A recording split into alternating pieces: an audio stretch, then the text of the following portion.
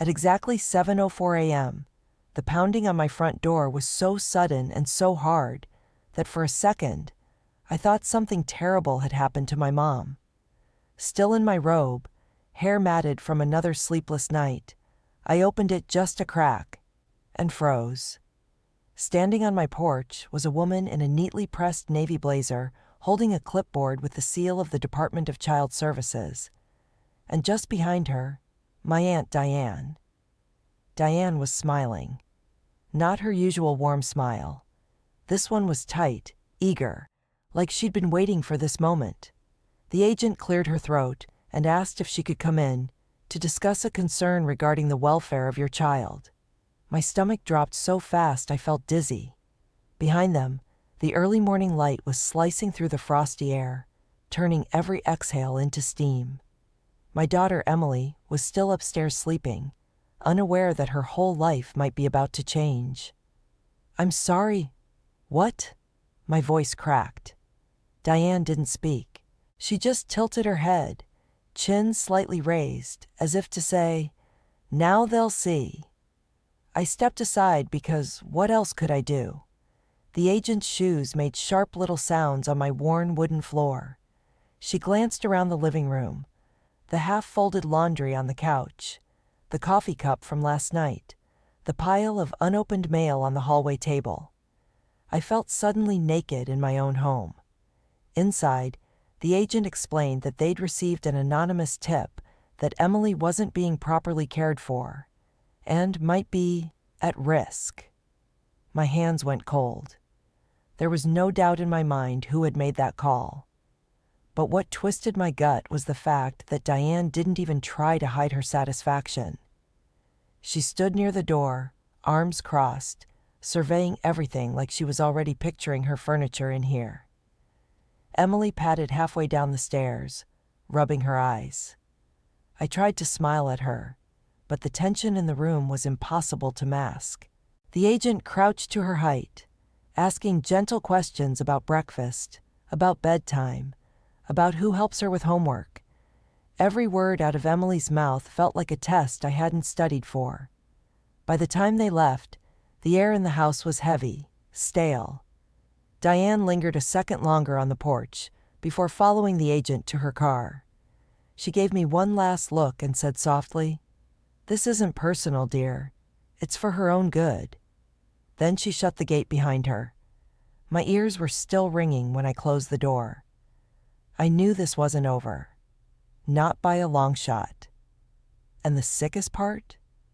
2 months ago, when my husband died, she'd promised to be there for me, whatever it takes.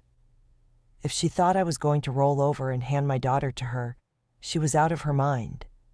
But, as I was about to find out, her sense of entitlement went a lot deeper than I'd ever imagined. Shall I write the next chapter? After watching her walk away with that smug calmness, I had to grip the edge of the kitchen counter just to steady myself. I kept replaying the moment in my head. The knock, the clipboard, Diane's deliberate positioning behind the agent. It hit me then why she thought she could get away with this. Since my husband Mark's death 2 months ago, our lives had been stripped down to survival. Emily and I were in this cramped rental because selling our old house was the only way to pay off the hospital bills. I was barely keeping up with my part-time office job, still waking in the middle of the night thinking I heard Mark's cough. My grief was messy, raw, public. Diane had always been the golden one in the family, the one with the sprawling 4-bedroom house in the upscale part of town, marble counters, perfectly manicured hedges. She had no children of her own, but plenty of money and a non-stop habit of advising everyone on how they should live. In those foggy days after the funeral, she'd started dropping little comments that I had brushed off as misguided concern. Emily really should have a yard to play in. It must be so hard without a strong male figure around. School mornings would be easier if you lived closer to me. At the time, I was too exhausted to push back. She brought over lasagnas, new shoes for Emily, even offered to give me a break and have Emily sleep over. But now, I realized all those offers of help weren't kindness. They were groundwork. She was building a case in her head. She had always been quick to judge, but never cruel. Until this. The fact that she weaponized my grief, my exhaustion, my temporary living situation, it made my skin crawl. And worse, because she was family, some people would believe her over me. I sent Emily off to school that morning with an extra long hug, watching her small backpack bob down the sidewalk. My mind was a storm of questions. How far was Diane willing to go? Why now, when I was at my lowest? By mid-morning, the shock was wearing off, and in its place, something dark and furious was starting to take root. The signs had been there. I just hadn't recognized them for what they were. And that's when I began remembering the smaller moments, the little stings in her words and actions, that should have warned me she was already plotting something. Shall I write the next chapter? It was almost embarrassing to think about how many of those little moments I'd brushed off as just Diane being Diane. But now, each one landed like a breadcrumb on a trail I should have followed sooner. The first time, it was about Emily's jacket. We'd been at my mother's for Sunday lunch, and Emily had run in from playing in the yard, cheeks flushed. Diane looked her up and down and said, loud enough for everyone to hear, "Sweetheart, aren't you cold?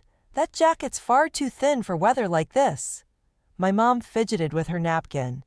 I laughed it off and said we were only outside for a few minutes.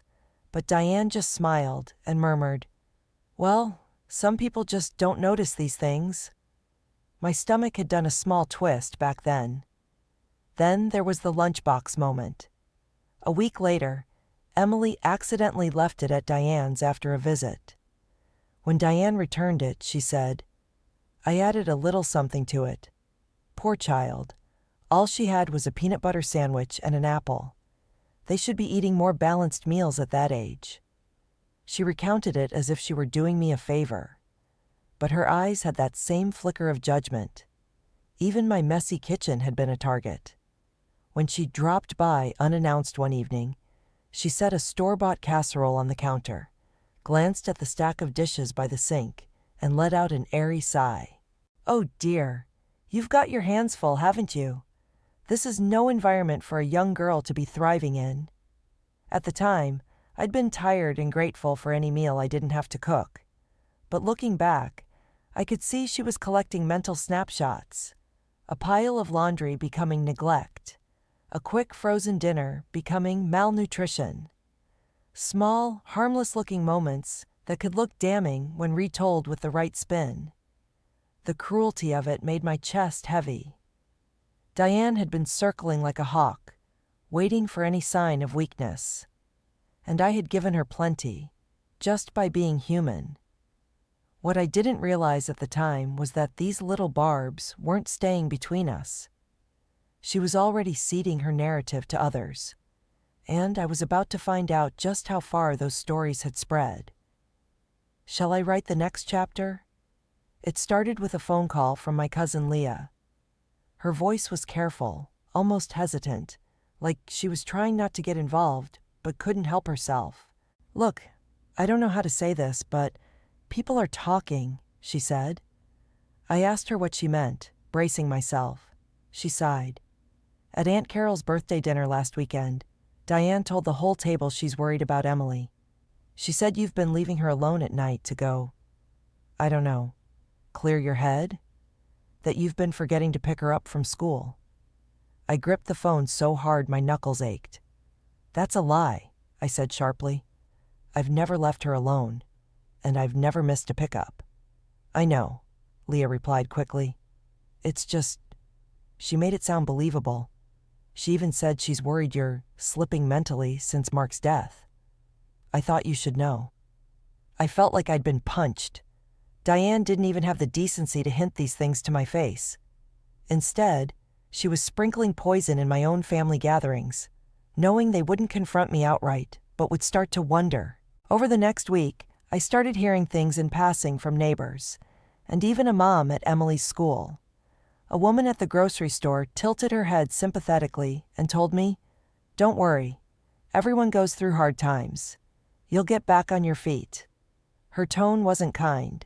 It was pitying. The worst part? Diane always delivered her lies with that gentle, almost sad tone, as though she were reluctantly sharing a hard truth. You couldn't outright accuse her of malice. She was concerned, worried, just trying to help. I started second-guessing every interaction. Was the cashier slower to smile at me because she'd heard something? Was the teacher's quick glance toward Emily's jacket loaded with hidden judgment? Diane was eroding my credibility, day by day, turning me into a careless mother in other people's minds without a shred of evidence. But I didn't realize just how far she'd pushed her campaign. Not until Emily's teacher let something slip in a parent conference that made my blood run cold. Shall I write the next chapter? The parent-teacher conference was supposed to be routine. Emily's class had just finished a reading project, and I was expecting to hear about her progress, maybe a suggestion for extra practice at home. Mrs. Lanning welcomed me into the tiny conference corner of the classroom. That warm smell of crayons and pencil shavings was oddly comforting. But the moment I sat down, I noticed her glancing at a manila folder on the table, fingers hovering over it. After the usual small talk about Emily's reading speed and how she helps other kids with spelling, her voice shifted into something softer. "I just want you to know," she said cautiously, "that Emily's doing really well here. And she seems happy. Whatever is going on outside of school, she's holding up." I frowned. "What exactly do you mean by that?" Mrs. Lanning hesitated, then said, "Well, last week, a relative of yours came by. Your aunt, I think? She asked to check in on Emily and mentioned she might soon be living somewhere else. She suggested that the school might need to keep an eye out for changes in her behavior at home." My heart slammed in my chest. "She came here? Without telling me?" The teacher nodded uncomfortably. "We don't usually entertain such visits without a parent present, but she phrased it as a family emergency. I thought you were aware. I'm sorry if I overstepped." Overstepped? Diane had just walked into my daughter's school, planting seeds in the minds of the very people responsible for her education, hinting that my child might need watching. It wasn't enough for her to poison the family. She was now reaching into Emily's world, where trust between me and her school was vital. I forced myself to thank Mrs. Lanning and walked out, but my hands were shaking. I could feel eyes on me from the hallway, parents chatting near the lockers, as if the words, "might need to live somewhere else," were already spreading through whispers. By the time I got to my car, I knew I couldn't just be angry anymore. I had to protect us. That meant moving beyond words and into action. But what I didn't know yet was that Diane had already moved ahead, faster than I could have imagined. The first move I made to stop her became the moment I discovered she'd taken the biggest step behind my back, one that would drag me straight into a legal battle. Shall I write the next chapter? I left that school parking lot with one thought burning through my mind. I needed legal advice. Whatever Diane was doing, it wasn't going to stop unless someone hit her with hard boundaries, the kind only a lawyer could set. That afternoon, after making sure Emily was with my mom, I walked into the cluttered office of a local family attorney, Paul Spence. His receptionist gave me that practiced neutral smile, but I knew she could read the panic in my face. Paul listened patiently as I told him everything: the CPS visit, the school interference, the gossip. He scribbled notes in a tight, precise handwriting, only stopping to ask clarifying questions about dates and witnesses.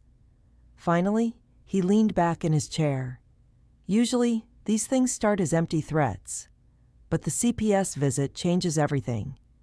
Once someone involves authorities or schools, they're not just posturing, they're building a case. I nodded grimly. That's what it feels like.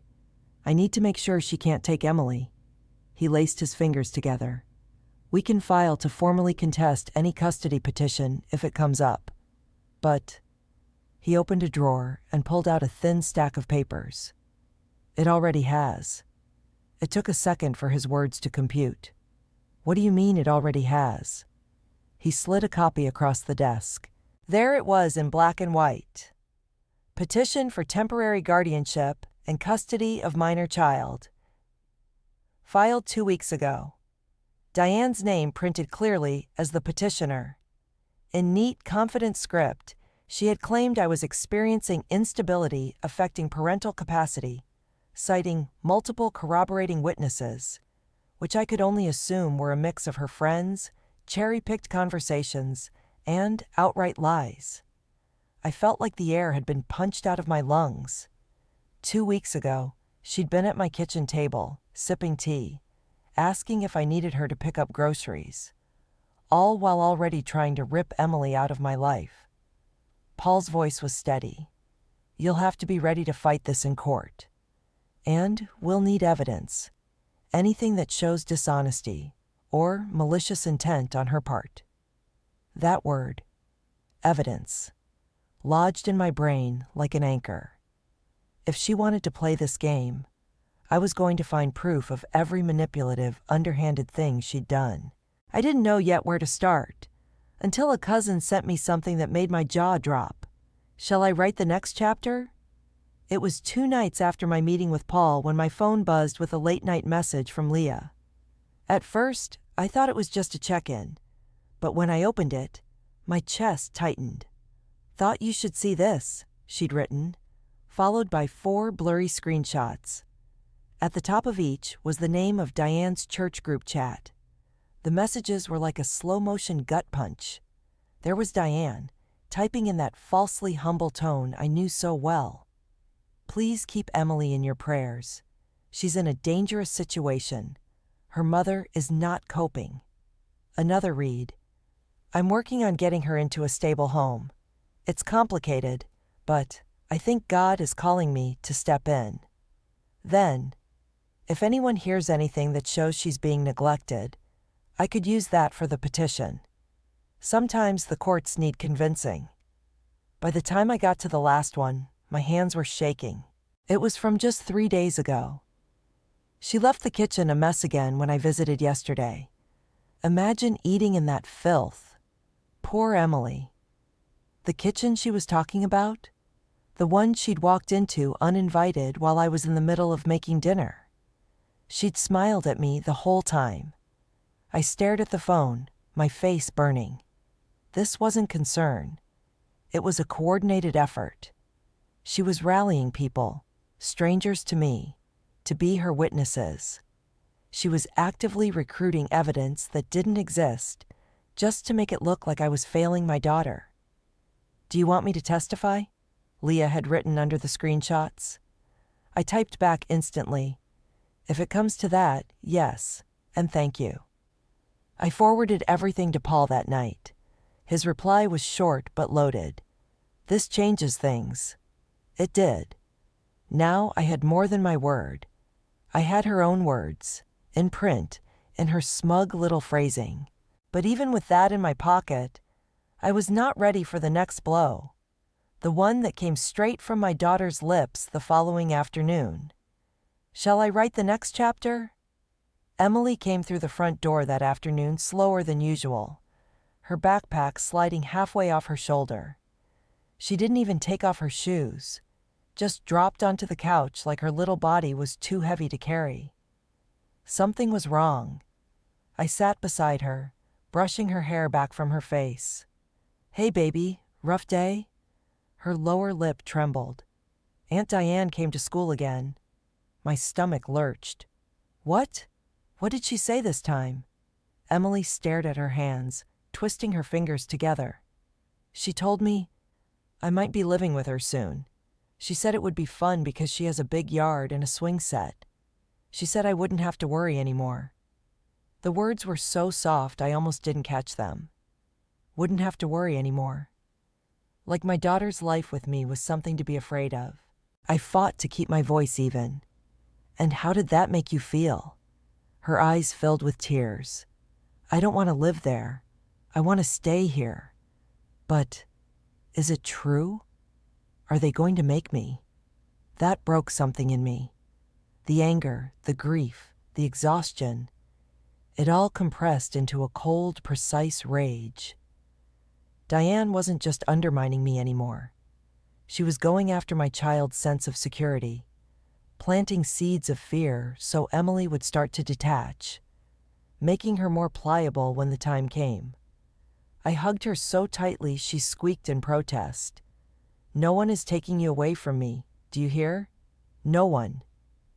After I tucked Emily into bed that night, I sat in the dim light of the kitchen with Paul's business card in one hand and the screenshots in the other. I knew what I had to do. I couldn't wait for Diane to make her next move. I had to bring the fight to her. The moment had shifted. I was done reacting. It was time to confront her where it mattered most.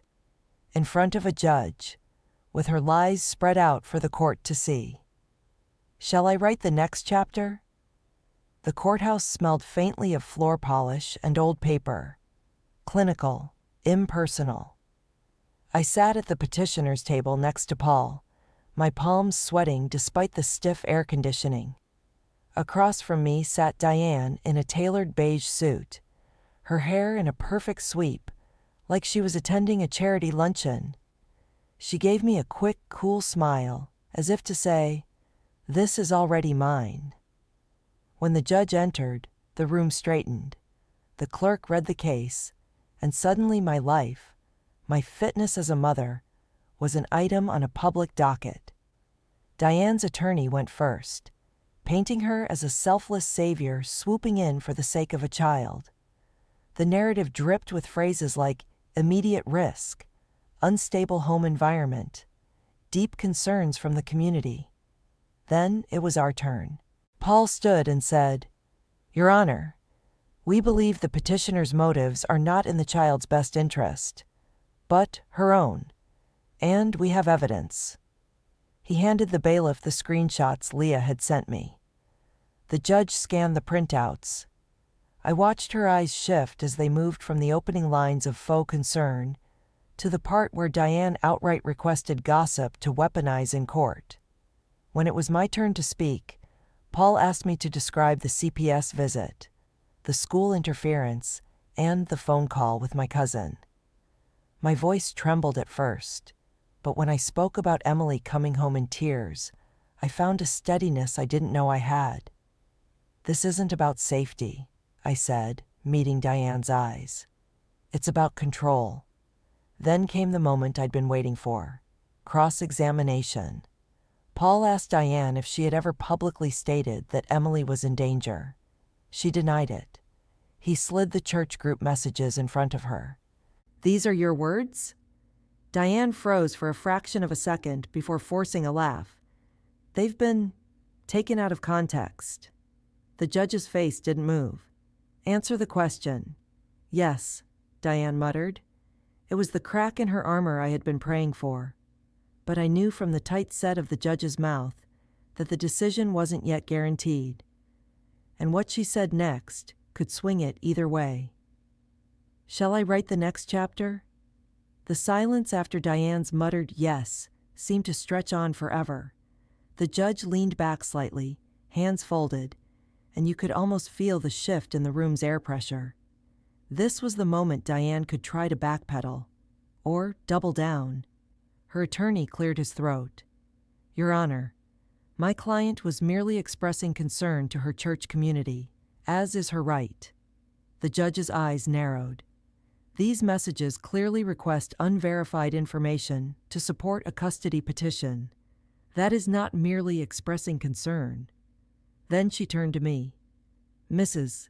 Calloway, has your child been taken to the doctor regularly, attended school without excessive absences, and maintained a safe living environment?"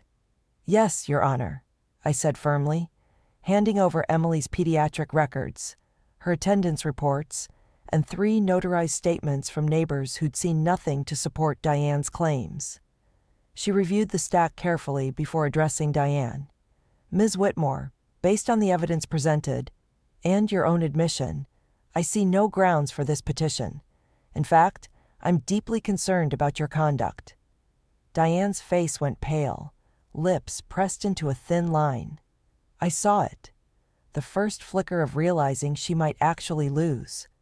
The judge continued, "The court rules in favor of the mother retaining full custody. Petition denied." The gavel hit wood, sharp and final. Relief washed over me so suddenly my knees felt weak. But it came with a sting, because her next words were a warning that stuck in my mind even more than the victory. "I advise you, Mrs. Calloway, to remain vigilant. Sometimes a denied petitioner will seek other avenues, not always through the courts." Paul gave my arm a reassuring squeeze. "We'll make sure she can't." But that warning began echoing in my mind before we'd even left the bench. I'd won, but the war Diane thought she was fighting might not be over. And the first 24 hours after the ruling proved exactly how far she was willing to sink. Shall I write the next chapter? The morning after the hearing, I woke up feeling lighter than I had in months. The thin winter sun spilled through the blinds, and for the first time, my chest wasn't crushed under a weight of dread. Emily was humming to herself in the kitchen, clattering cereal bowls. Then the doorbell rang. When I opened it, there was no one there, just a small white envelope wedged in the doorframe. No address, no stamp, just my name scrawled in hurried ink. I tore it open and felt a familiar burn in my chest as I read the single sentence inside. "This isn't over." No signature, but the sharp, slanted handwriting was unmistakable. I closed the door fast, locking it automatically. The judge's warning the day before echoed in my mind. Diane had been humiliated in court. She couldn't get Emily through legal means, but that didn't mean she was about to stop trying. Later that afternoon, my mom called in a voice that was tight and low. Diane came by, said she just wanted to check in, but she was asking about Emily's routine. When she's home, who watches her, that sort of thing. I told her nothing, but you should be careful. By sunset, my relief from the courtroom had evaporated into a restless vigilance. I walked the perimeter of our little rental, checking every lock twice. Emily noticed. "Is something wrong?" she asked. "No, baby," I lied. "Just making sure we're safe." That night, I did more than check locks. I sat at the table with Paul on speakerphone, arranging to update my will and name emergency guardians I trusted. Airtight legal measures. The locksmith I called the next morning changed every lock in the house, installing deadbolts that clicked solidly into place. As I turned the new key in the front door, I breathed in the scent of cold air and brass shavings, and a strange calm came over me. The fight had shown me something ugly. How someone could smile at you over coffee while sharpening the knife behind your back. But it had also taught me something else. I couldn't afford to wait for threats to arrive before protecting Emily and myself. I didn't know if Diane would ever try again.